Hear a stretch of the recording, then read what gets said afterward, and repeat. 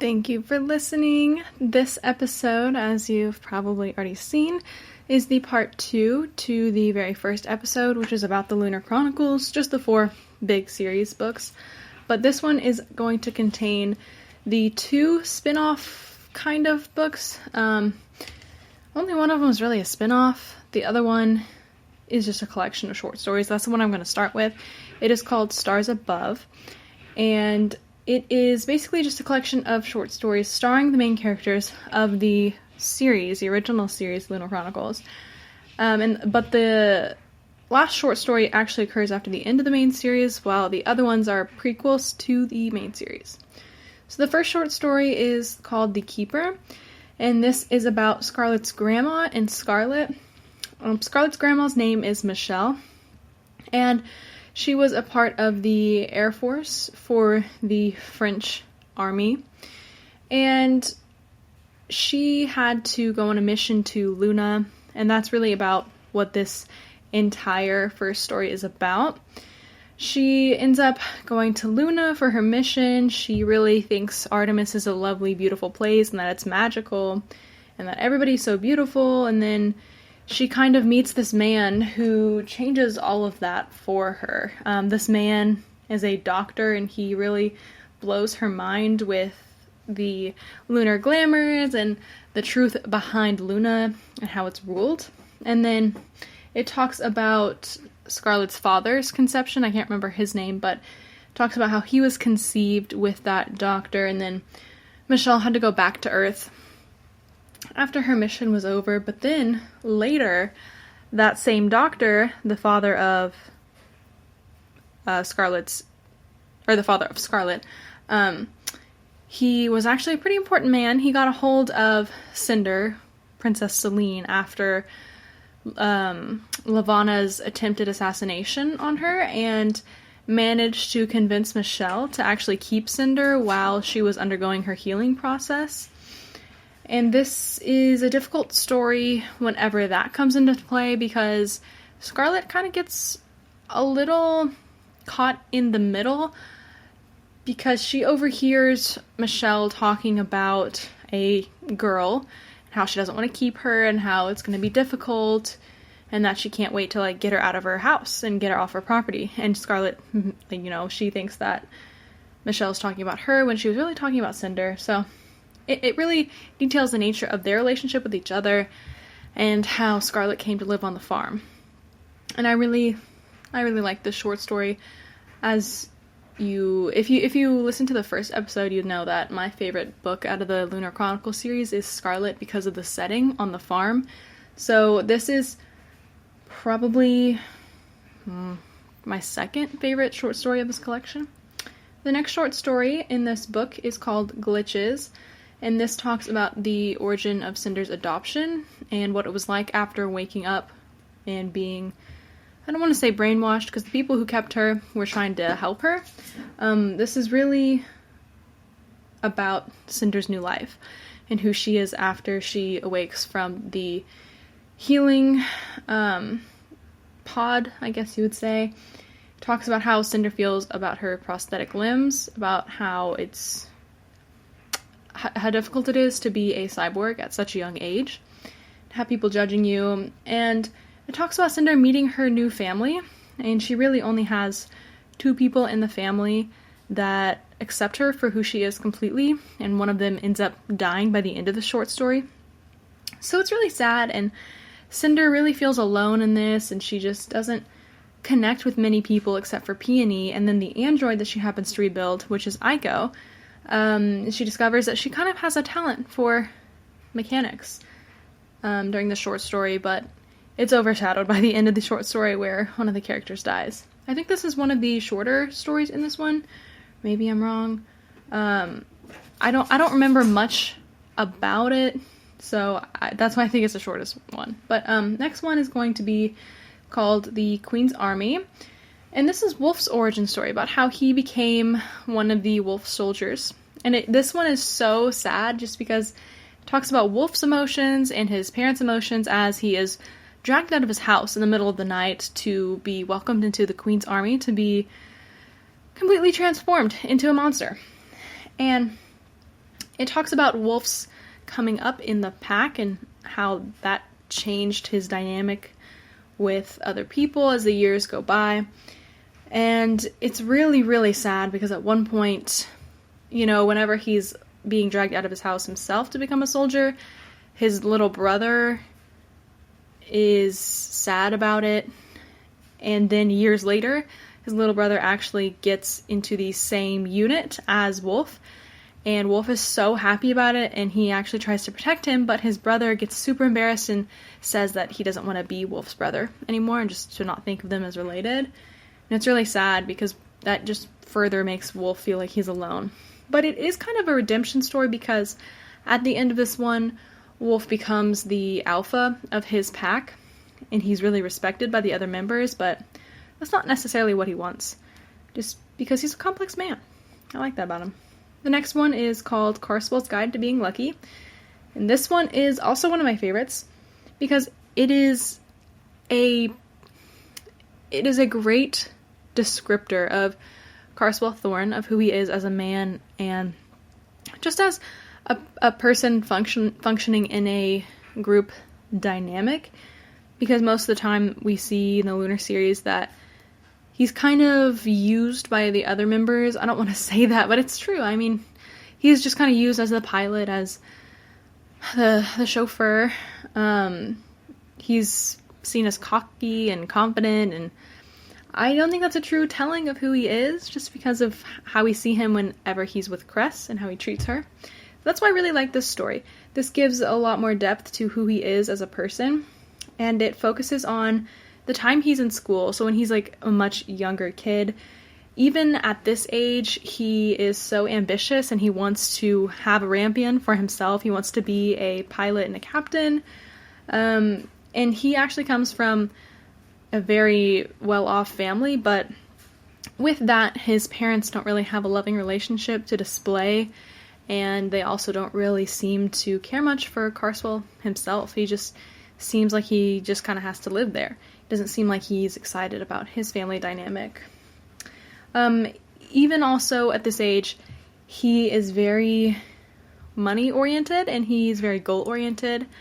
He finds a lot of tricky ways, kind of, how would you say, he just finds a lot of secretive ways to make money, and he's not the most honest man, but he is making money. In his mind, it's justified because he's trying to go to pilot school and he wants to own a Rampion.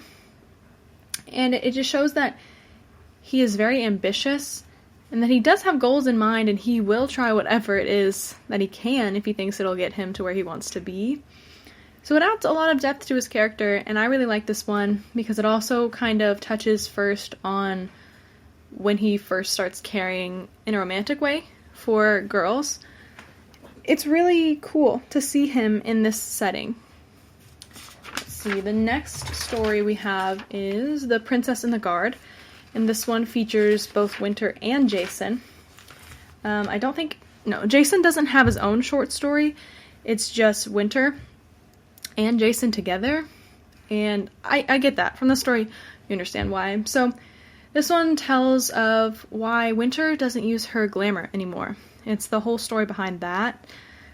Winter, whenever she was younger, she saw one of the palace servants try to commit suicide, and so Winter used her gift and manipulated her to stop, and then she found her body weeks later, and she had later found out that she was being abused by thaumaturge Amory Park, and that Winter felt responsible for that because Winter realized that she had prolonged her suffering, and so that was the day that Winter stopped.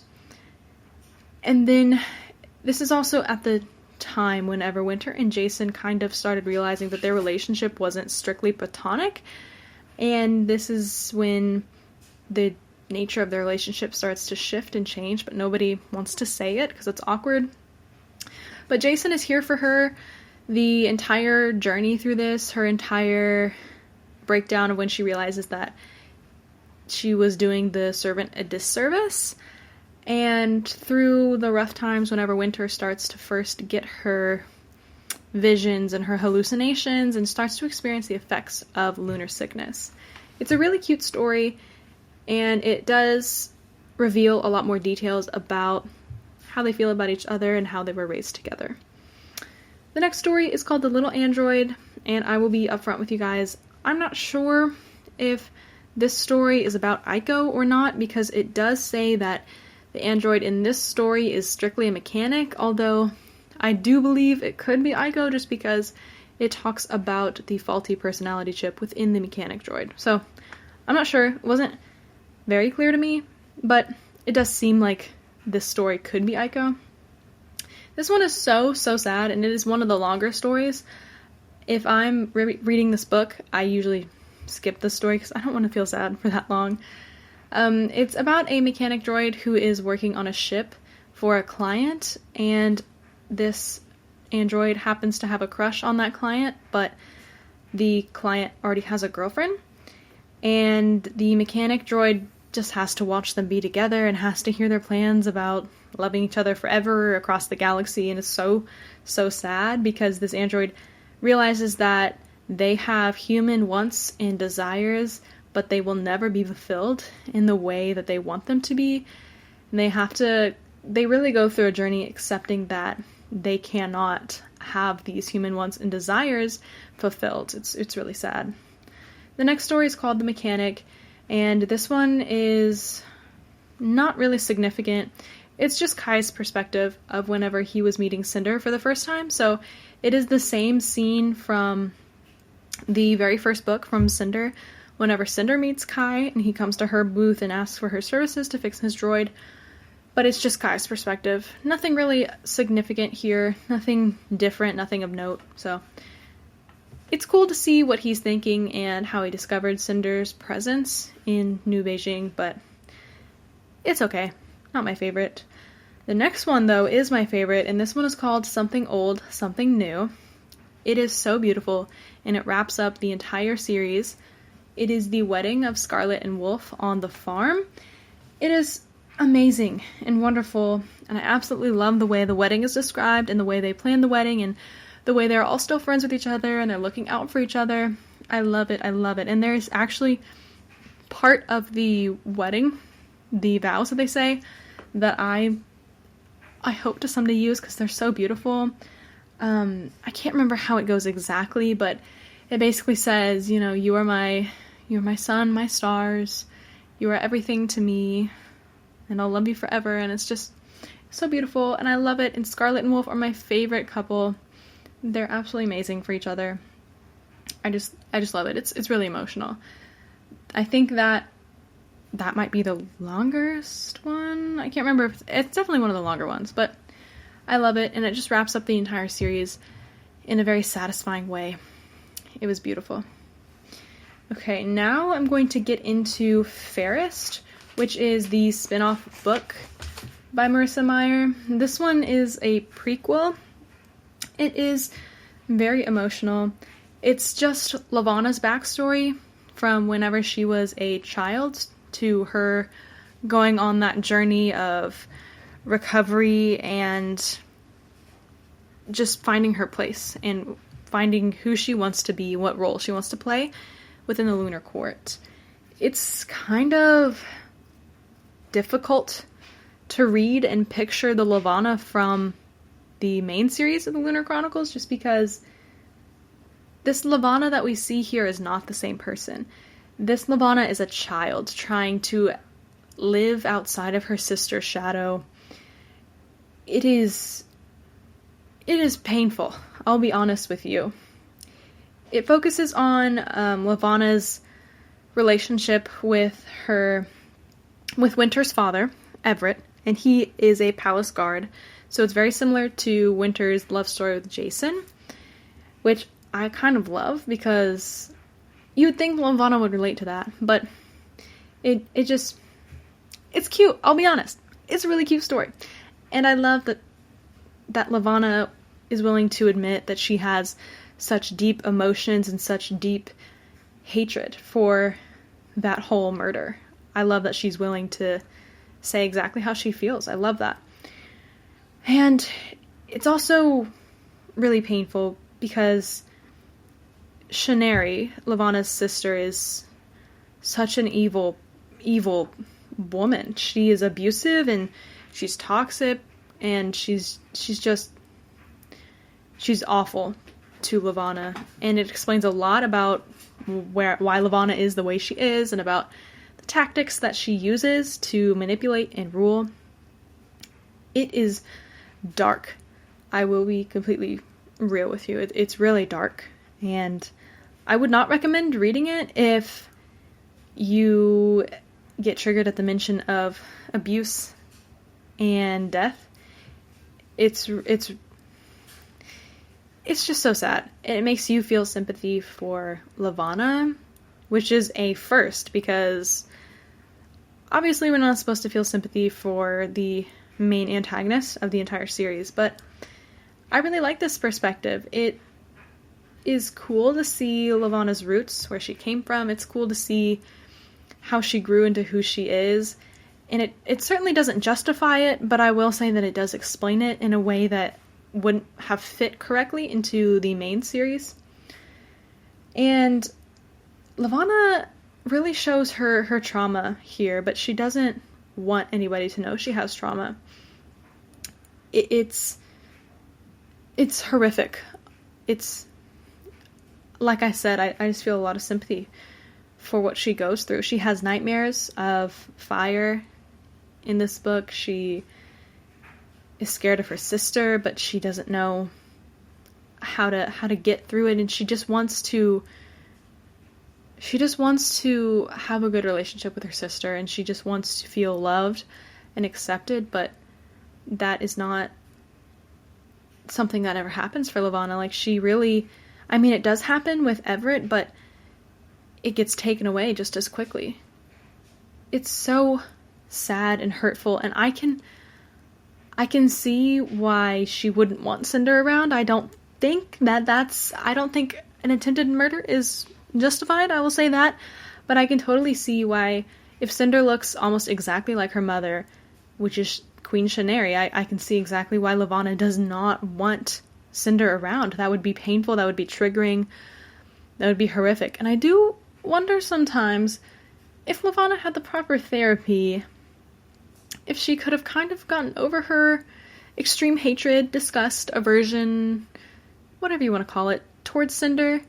Like, I wonder if she could dissociate Cinder's face from Queen Shaneri and the abuse that she suffered. But that's not the story. But it is interesting to see the what-ifs. I think it would be cool if Marissa Meyer wrote, like, a what-if, like, you know, what if Levana did not attempt to assassinate Cinder? What if she came to have a loving relationship with Cinder and she came to be the aunt that was guiding her not to be like Shaneri? But I don't know. It's hard to say what would have happened.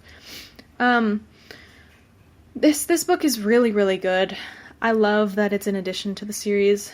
I think it puts the whole story into more perspective.